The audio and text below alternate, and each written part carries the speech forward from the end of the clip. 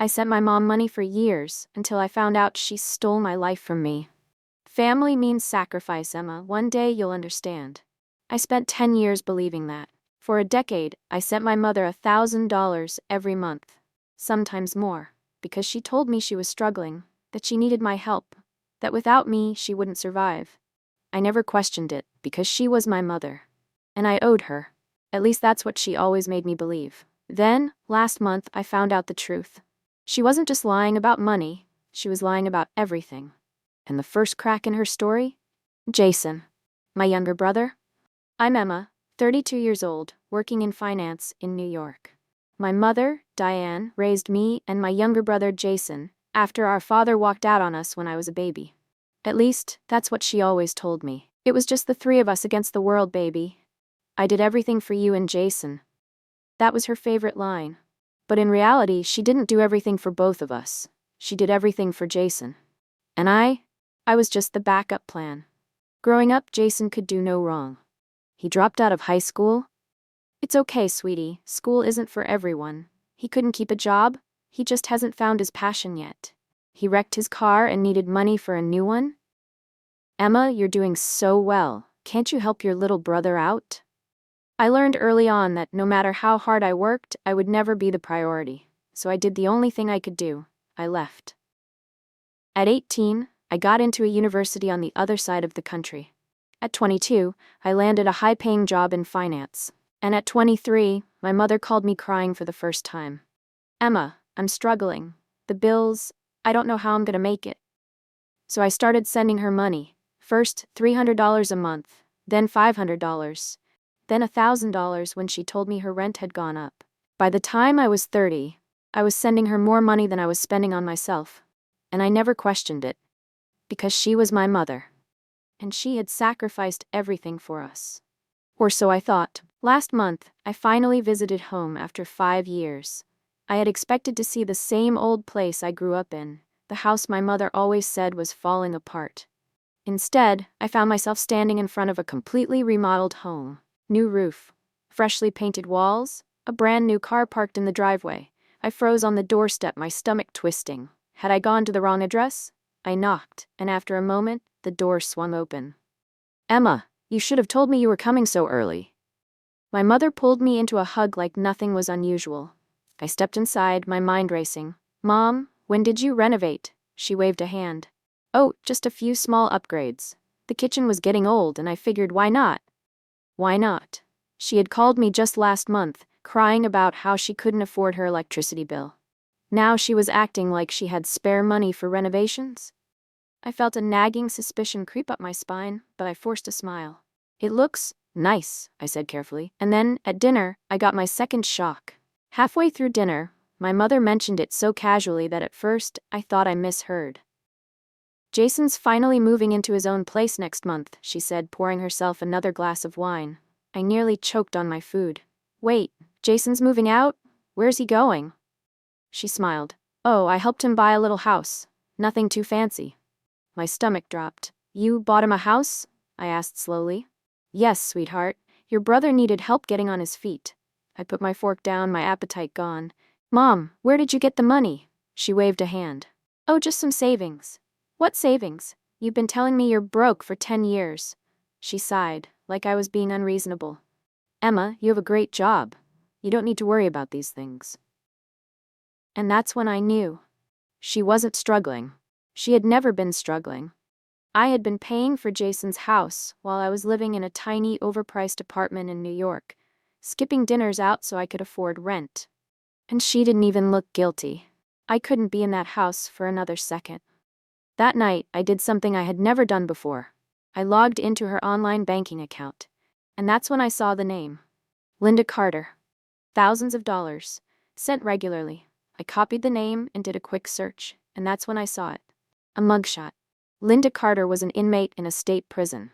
My hands shook as I stared at the screen. Who the hell was Linda Carter? And why had my mother been secretly sending thousands of dollars to a woman in prison? Something was very, very wrong. Ending hook. Then I got a message that changed everything. I couldn't stop staring at the name. Linda Carter.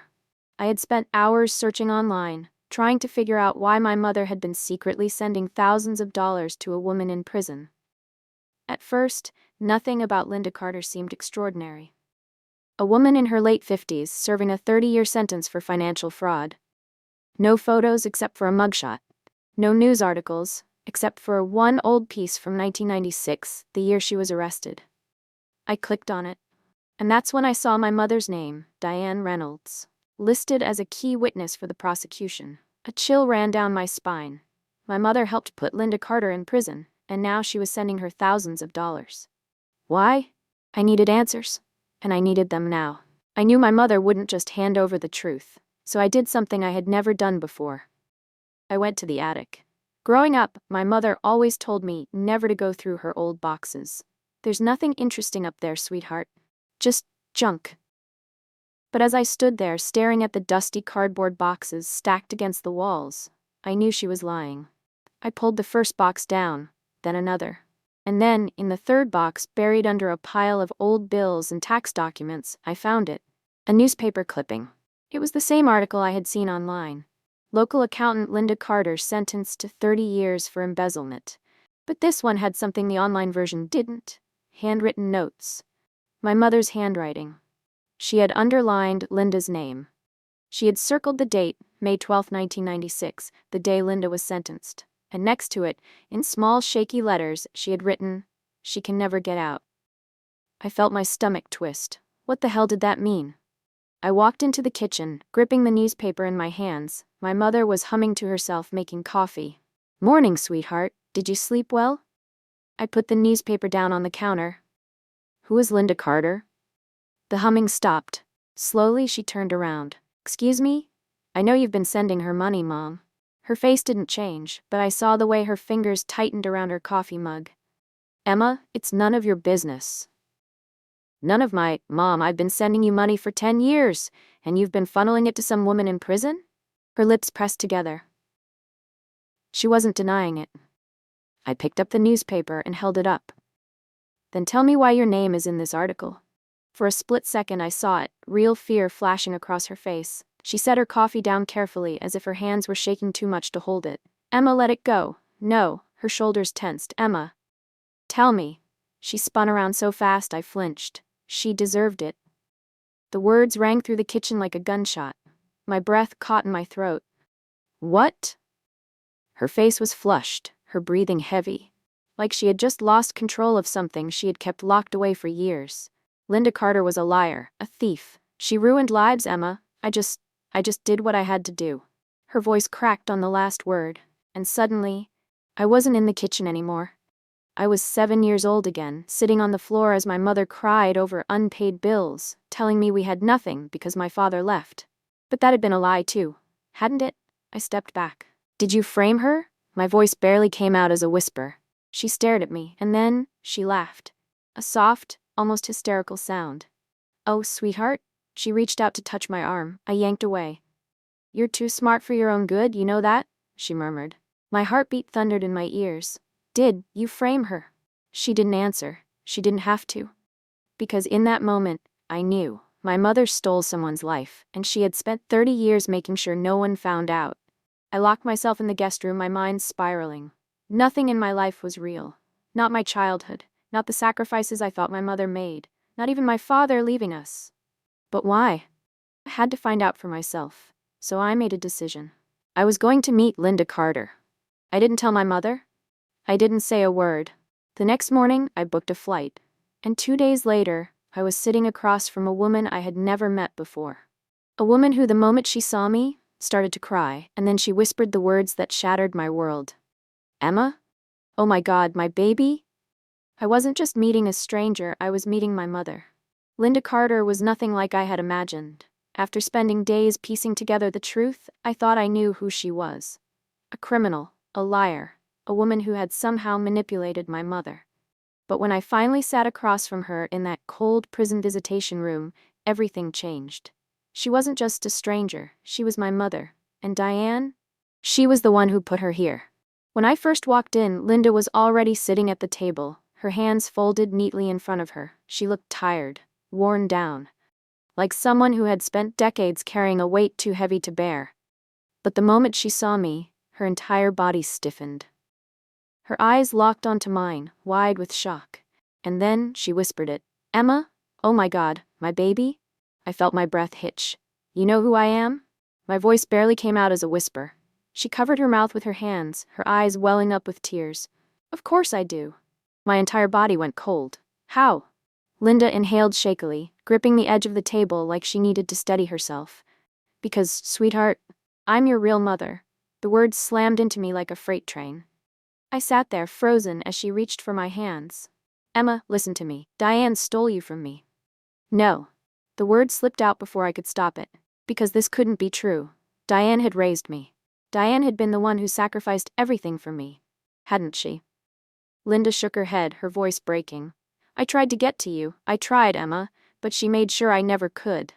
I stared at her, my entire world tilting. Start from the beginning. And so she did. And by the time she was done, I wanted to burn everything Diane had ever built. Linda had been an accountant back in the 90s. A good one. Respected. Trusted. She handled high-profile clients, some of them dealing with millions of dollars. But there was one person who wanted more than just financial help. Diane Reynolds. At the time, Diane was a struggling single mother, working as a financial assistant at the same firm as Linda. And she was in trouble. She had been stealing money from client accounts, but she was sloppy, transactions that didn't add up, withdrawals that didn't have explanations. And Linda was the one who caught her. I told her she needed to stop, that if she didn't, I would have to report it. Linda's voice was shaking now. I gave her a chance, Emma. I swear I did. But Diane didn't stop. Instead, she did something far worse. She set Linda up, framed her for the entire crime. And then, while Linda was sitting in a courtroom fighting for her freedom, Diane manipulated the system to take me away. You were supposed to be placed in foster care. But Diane had connections, people willing to say whatever she needed them to say. Once she got temporary guardianship, she used every trick in the book to make it permanent. Linda's eyes darkened. And then she made sure I never had a way to get you back. I felt my entire body go numb. Diane didn't just steal my money, she stole my life. If Diane wanted you gone, why has she been sending you money? Linda let out a bitter laugh. Because I made sure she had no choice. I blinked. What? Linda leaned in, lowering her voice. Diane thought she won, but I still had one thing she didn't. She tapped the table with her finger. Proof. My heart pounded. You mean bank records, fake ledgers, documents showing that she moved money from client accounts into her own. It's all still out there, Emma, and she knows it. I swallowed hard. So you blackmailed her. I didn't have a choice, Linda's voice cracked. Emma, I spent 30 years in here. I couldn't get out. I had nothing. If I went public, she would bury me deeper. But if I stayed quiet...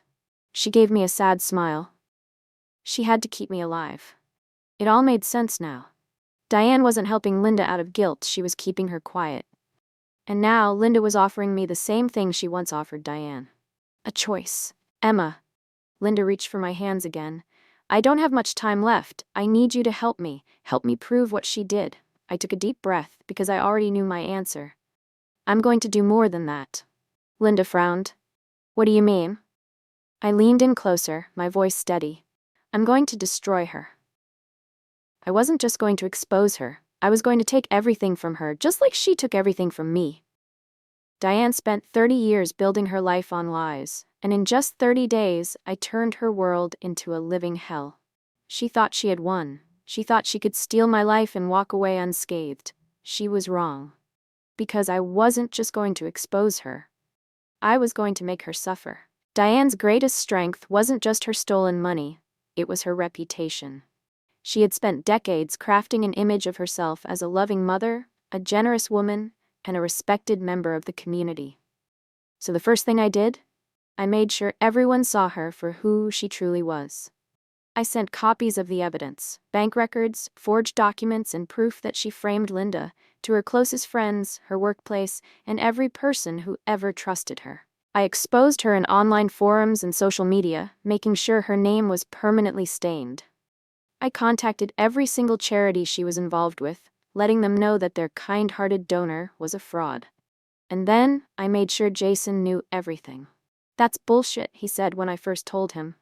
Then I showed him the files, the adoption records, the proof that Diane had manipulated him just like she manipulated me. He went pale. Then, for the first time in his life, he walked away from her. Diane had spent years favoring Jason, giving him everything while treating me like an afterthought. Now, she had no one. Exposing her wasn't enough. I wanted her to feel the exact same helplessness she made Linda feel. I sued her. I hired a lawyer and filed a civil case demanding every penny she had ever taken from me. I froze her accounts. I provided the bank with evidence of fraudulent transactions, ensuring that she couldn't touch her stolen money. I contacted the IRS. Diane had been evading taxes for years, and now they were coming for her. And just as she was desperately trying to hold everything together, I hit her with the final blow. I leaked everything to the press, newspapers, online news sites, local TV stations. Suddenly, Diane wasn't just a fraud. She was a public disgrace. Her carefully curated image was shattered beyond repair. Diane had spent decades manipulating people, making them feel like they owed her something. Now, for the first time in her life, she was the one begging. When I went to see her, she was a mess. Her house half empty, her bank accounts frozen, her social circle gone. She looked up at me with red-rimmed, desperate eyes. "Emma, please." I tilted my head. "Please what?" "I made mistakes, but I did it for you. I raised you." You didn't raise me," I interrupted coldly. "You raised a lie." She opened her mouth to argue. Then I placed a thick folder on the table. Inside was everything. The full financial records proving her fraud. The testimonies from people who knew what she had done. And the final nail in the coffin. A signed statement from Linda, proving that Diane had stolen me. "This is going to the district attorney tomorrow." My voice was calm, steady. "It's over, Diane." Her face crumpled. Then she tried her last trick. She straightened her back, looked me in the eyes and said, "But I'm your mother." There it was. Her final, desperate attempt to manipulate me. I stared at her for a long moment. And then, I smiled. "No." I leaned in, my voice barely above a whisper. "You're just a thief who got caught." Then I turned around and walked away. For the first time in my life, I was free. Diane was arrested a week later. She was charged with multiple counts of fraud, perjury, and obstruction of justice. Her assets were seized. She lost everything. But the best part? She wasn't just hated by strangers. She was hated by the very people who once loved her. Jason testified against her. The son she spent years favoring turned his back on her in court. Her so-called friends distanced themselves immediately. No one wanted to be associated with a criminal. Even the people who once pitied her as a struggling single mother now saw her for what she truly was. And Linda? She was finally free. I was standing outside the prison gates the day she was released. She looked different than before, lighter, at peace. She turned to me, her eyes full of emotion. "Are you sure you want this?" she asked softly. I didn't hesitate. "You're my mother." For the first time in 30 years, I called her mom. And for the first time in 30 years, she got to hold her daughter again. Diane built her life on lies. Now she has nothing left.